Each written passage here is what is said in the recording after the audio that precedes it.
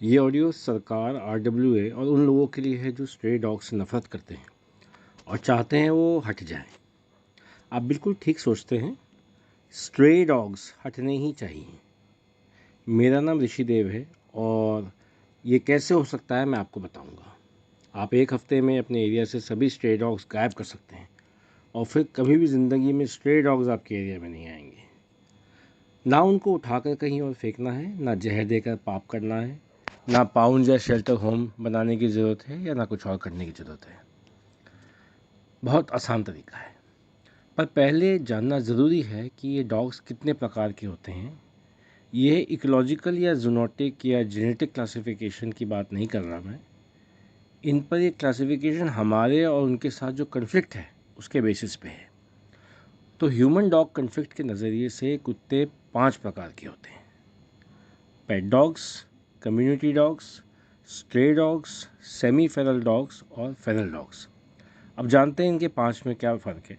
पेट dogs वो होते हैं जो हम अपने घर में पालते हैं और जिन्हें हम लीश पे घुमाते हैं और वो हमारे अपने एनवायरनमेंट में रहते हैं, उनका इंटरेक्शन बाहर से नहीं होता। कम्युनिटी डॉग्स वो हैं जो कि ये एनिमल लवर जिनको फीड करते हैं, उनको वैक्सीनेट कराते हैं और उनको जो है स्टरलाइजेशन कराते हैं। स्ट्रे डॉग्स वो हैं जिनको एनिमल लवर्स डोमेस्टिकेट नहीं कर पाते हैं और वो खुलेआम आपके शहर में आपके बीच में घूमते हैं। वो आपके कचरे पे अपने आप जाके खाते हैं, चुप चुपा के रहते हैं और मल्टीप्लाई करते रहते हैं।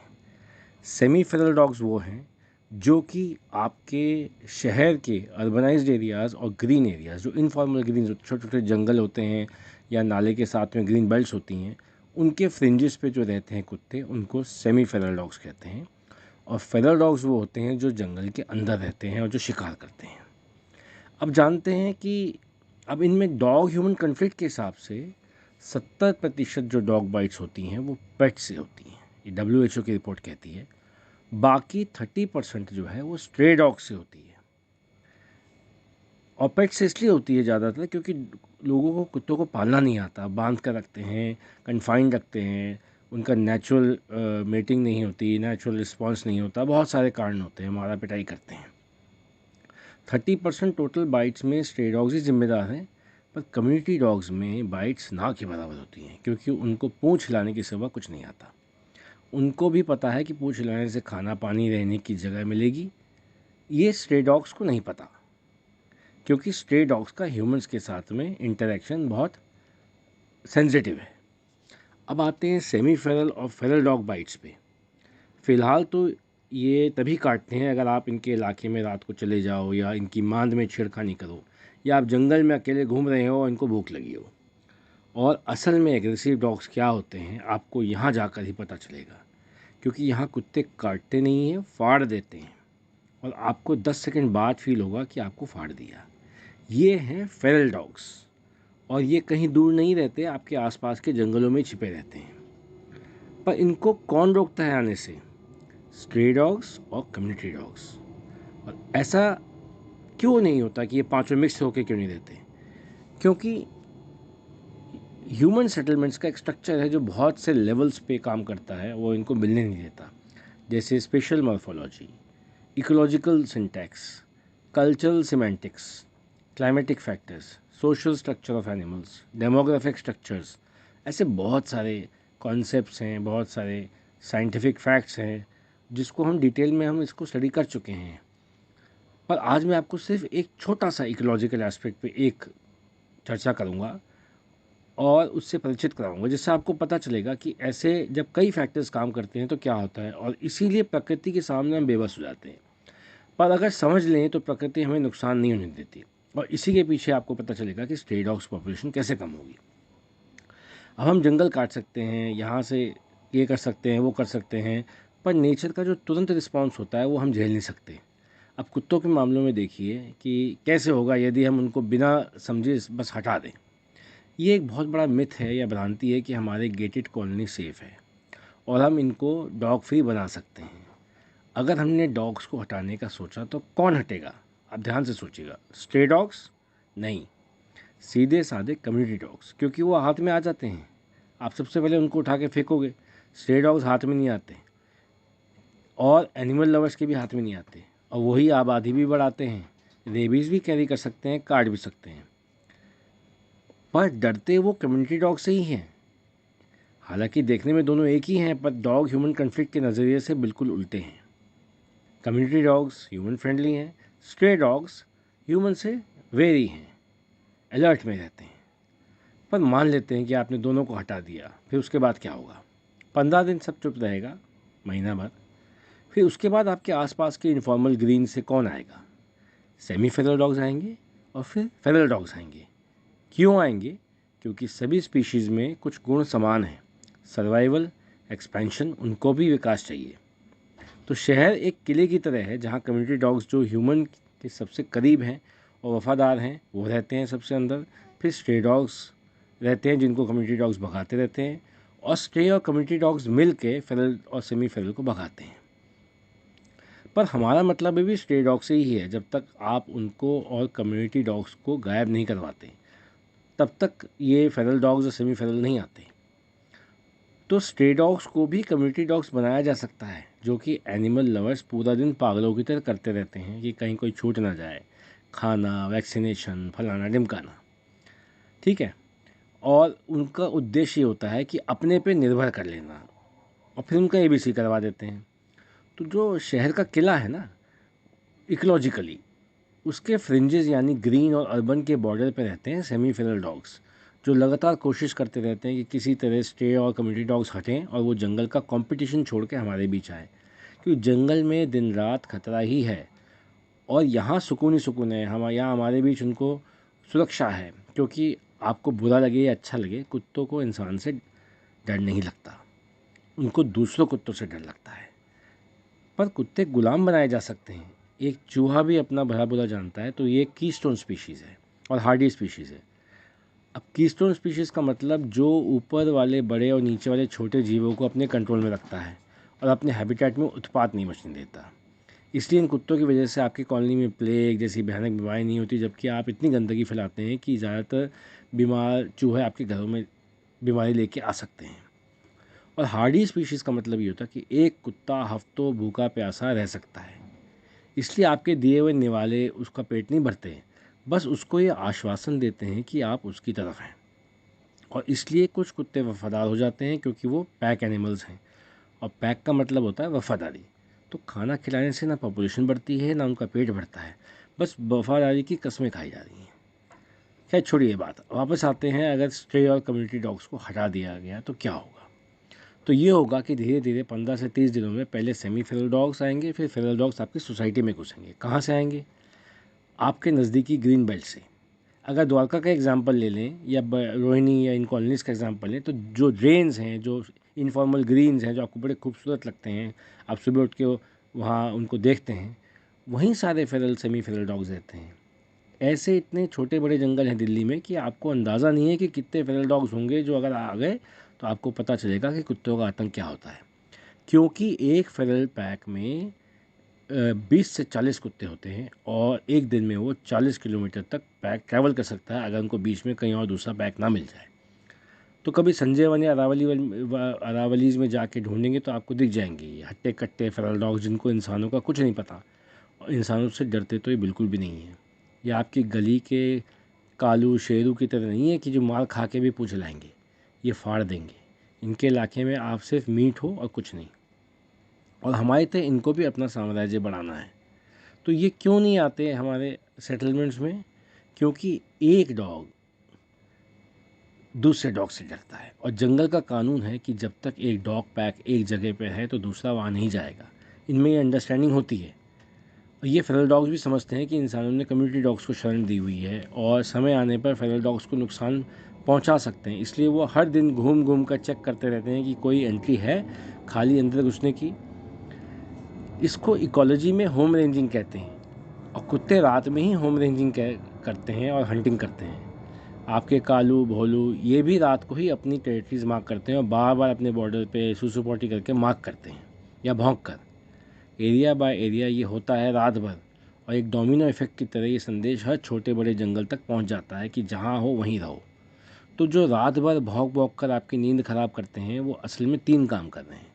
लोअर ट्रॉफिकल लेवल्स के जीवों को भगा रहे हैं, जो रात में निकलते हैं ताकि बीमारी ना फैले, हायर ट्रॉफिकल लेवल्स के जीवों को भगा रहे हैं, और फेरल और सेमी फेरल डॉग्स को भगाकर अपनी टेरिटरी मार्क और प्रोटेक्ट कर रहे हैं। तो एक किलाबंदी हो रही है। अब आप कहेंगे कि मैं तो शहर के बीच में रहता हूँ, यहाँ कौन सा जंगल है। तो ये एक डोमिनो इफेक्ट्स की तरह होता है, एक चेन रिएक्शन है। अगर कुत्ते हट गए और जंगल खुले हैं तो जंगल और शहर के अंदर तक आने में कोई समय नहीं लगता। जो आप वीडियोस देखते हैं जहाँ कुत्तों का झुंड फाड़ रहा है आदमी को या बच्चे को फाड़ रहा है, वो कम्युनिटी या स्ट्रे डॉग्स नहीं हैं, फेरल डॉग्स हैं, जो कि 10-10, 20-20 के पैक में एक साथ घूमते हैं और हंटिंग करते हैं। और वो किसी तरह घुस आए अंदर, जैसे पहाड़ों में तेंदुए घुस जाते हैं, तो उनको कुत्ते ही भगाते हैं, पर पालतू कुत्ते भगाते हैं। फेरल डॉग्स कभी तेंदुए या किसी और को आपके लिए नहीं भगाएगा, उनको बस खाने से मतलब है, कच्चा मांस हो किसी से भी। आप ये भी देखेंगे एरियाज़ के डॉग्स आपस में लड़ते ज़रूर हैं, पर वो स्ट्रे डॉग्स हैं जो सर्वाइवल के लिए करते हैं, क्योंकि उनको आपसे इतना ही इनडायरेक्ट सपोर्ट है कि आपके डस्टबिन में खाना चुरा के खा रहे हैं और कहीं छुप के रह रहे हैं। आपके कम्युनिटी डॉग्स नहीं लड़ते आपस में, ना बाइट्स करते हैं, बस अपने एरिया में किसी और को आने नहीं देते। और यही हमारे काम की बात है, कैसे कुत्ते का दुश्मन बनाना है, इनकी आबादी कम करनी है। आप देखेंगे 2 कम्युनिटी डॉग्स कई सारे दूसरे एरिया के कुत्तों को बस भौंक कर भगा देते हैं, पर ये इनका अपना कानून है। मेरी प्रॉपर्टी में तब तक नहीं आना जब तक मैं हूँ। तो जब 2-10 को भौंक कर भगा सकते हैं, तो अगर सारे स्ट्रे डॉग्स कम्युनिटी डॉग्स में परिवर्तित कर दिए गए तो पॉपुलेशन अपने आप कम हो जाएगी। आप ध्यान दीजिए कि हम पॉपुलेशन प्रॉब्लम नहीं होती है किसी भी प्रजाति की, प्रॉब्लम होती है डेंसिटी ऑफ पॉपुलेशन या डिस्ट्रीब्यूशन ऑफ पॉपुलेशन। इंसानों में भी प्रॉब्लम ओवरऑल पॉपुलेशन नहीं होती है, डेंसिटी होती है, जहाँ इकट्ठा बहुत ज़्यादा हो जाते हैं। तो डेंसिटी कम करनी है, पॉपुलेशन तो नेचर अपने आप कम कर लेती है, पर डेंसिटी हम कर सकते हैं। तो हाँ, स्ट्रे डॉग्स कम करने हैं, पर कम्युनिटी डॉग्स बढ़ाने हैं, क्योंकि कम्युनिटी डॉग्स इंसानों के लिए बड़े कुत्तों के झुंडों को भगाएगा। और इसका सरल तरीका है डोमेस्टिकेशन बाय फीडिंग। और आप फिर देखेंगे कि कोई बाइट नहीं होगा, कोई कन्फ्लिक्ट नहीं होगा, कोई रेबीज़ नहीं होगा, क्योंकि स्ट्रे डॉग्स जब कम्युनिटी डॉग्स में कन्वर्ट हो जाएंगे और उनके पैक साइजेस बहुत कम होते हैं, तो अपने आप डिस्ट्रीब्यूशन ऑफ पॉपुलेशन कम हो जाएगी, अपने आप अनजान ने कुत्ते कम हो जाएंगे, और वो अपने आप सेमी फेरल और फेरल डॉग्स को बाहर रखेंगे। नहीं तो इनके हटते ही 15 दिन में फेरल डॉग्स आ जाएंगे। इसका सबूत 2010 में एमसीडी ने खुद दिया था, जब कॉमनवेल्थ के टाइम पे 1 महीने के लिए सभी डॉग्स को टेम्परेरी शेल्टर में रखा गया था, जो मेन रोड्स पे थे। उतने में ही खुद एमसीडी कमिश्नर ने एक टाइम्स ऑफ इंडिया के आर्टिकल में कहा है कि जंगल के कुत्ते शहर में आ रहे हैं। मेरे पास वो आर्टिकल है, और मैंने पूरे 14 साल मैंने खुद प्राइमरी स्टडी किया है और कोर्ट में भी दिया है, जो जजेस को भी पढ़ाया है और मनवाया है।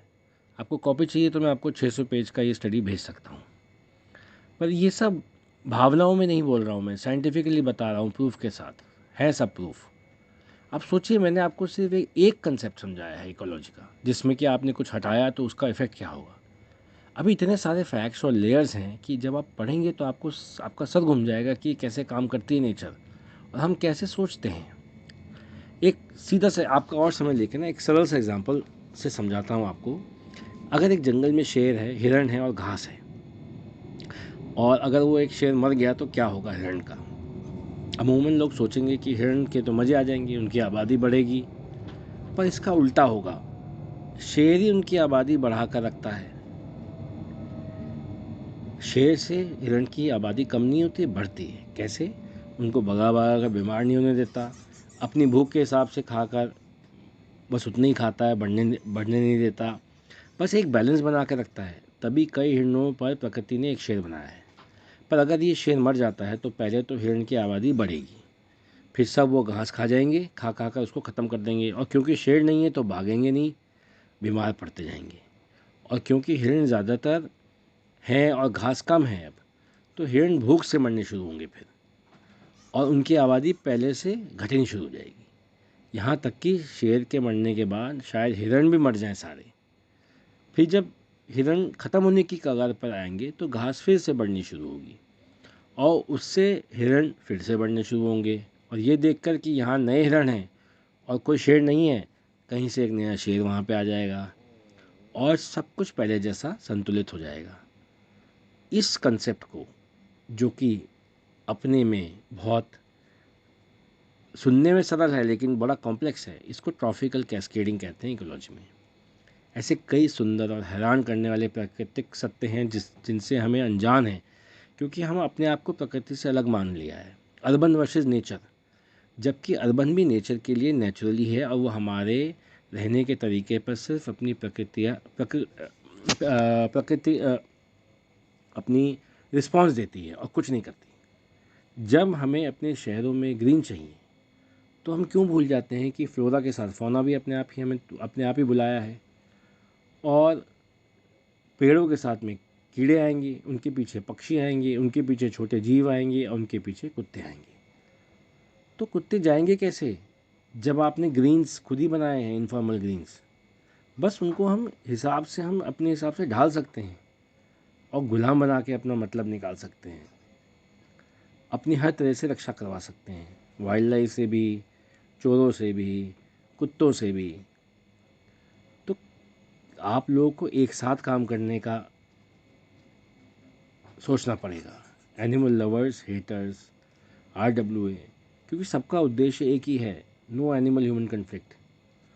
उसके लिए जंगल के कुत्तों को दूर रखना ज़रूरी है, नेचर को समझना ज़रूरी है, और चाबी है कम्युनिटी डॉग्स। ये सीधे हैं, गुलाम बन के रहते हैं पर आपकी रक्षा करते हैं।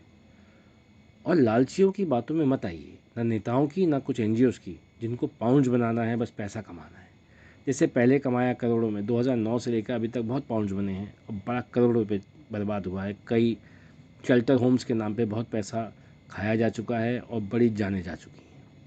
और उसका रिज़ल्ट यही हुआ कि जो सालों में NCD ने और पशु प्रेमियों में स्ट्रे डॉग्स को कम्युनिटी डॉग्स में कन्वर्ट किया था, वो सब ज़ीरो हो गया। पॉपुलेशन, बाइट्स, रेबीज सब बढ़ गई उस एरियाज़ में, क्योंकि जब आप दो कालू या मोटू को गायब करते हैं तो पास के जंगल में से बड़े झुंड अपने आप आ जाते हैं। वो इंतज़ार कर रहे होते हैं और आप रात में आते हैं वो अपना कंट्रोल करने के लिए। शहरों को जंगल बना लेते हैं, उनको शहर और जंगल के बीच में फ़र्क नहीं पता। अब केरला साइड में क्यों इतना ज़्यादा होता है कन्फ्लिक्ट एनिमल जो डॉग्स का, क्योंकि वहाँ पे शहरों में उन्होंने कोई कम्युनिटी डॉग्स का कंसेप्ट ही नहीं है। वहाँ तो बस सीधा जंगल से कुत्ते आते हैं, फाड़ फूड़ के चले जाते हैं, क्योंकि वो 40 किलोमीटर आसानी से ट्रैवल कर लेते हैं। तो अगर आपको इस सब्जेक्ट पे कोई भी सवाल हो तो ज़रूर संपर्क करें। हम सब एक ही हैं, बांटिए मत अपने आप को, समझ से काम करिए और पाखंडियों से दूर रहिए। किसी को नहीं पड़ी आपकी, उनको एक समस्या बनाकर कुत्तों की आपकी भावनाओं से पैसा कमाना है बस। तो आप ये स्ट्रे डॉग्स नहीं चाहते, तो आपको कम्युनिटी डॉग्स बढ़ाने पड़ेंगे और दूसरा कोई विकल्प नहीं है। धन्यवाद।